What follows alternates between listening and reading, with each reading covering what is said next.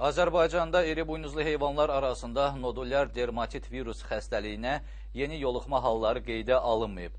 Xəstə heyvanlar sağalmaq üzrədir. Ölkəyə bu xəstəliyə qarşı dərman preparatlarının gətirilməsi istiqamətində də iş aparılır. Azərbaycanda iri buynuzlu heyvanlar arasında qeydə alınan nodulyar dermatit virus xəstəliyi ilə bağlı vəziyyət nisbətən stabilləşib. Dövlət Baytarlıq Nəzarəti Xidmətinin sektor müdiri Kliment Əsədov deyir ki, hava şəraitinin soyuması ilə əlaqədar ağcaqanadlar hərəkətsizləşib. Bunun nəticəsində də heyvanlar arasında yeni xəstəlik halları aşkarlanmayıb.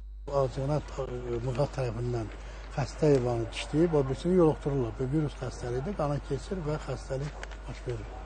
Kliment Əsədov bildirir ki, hazırda nodulyar dermatit virus xəstəliyinə qarşı vaksinlərin alınaraq ölkəyə gətirilməsi istiqamətində tədbirlər həyata keçirilir. Yəqin ki, üzümüzə gələn ildən peyvəndin alınıb tətbiq olunmasına nail ola biləcək.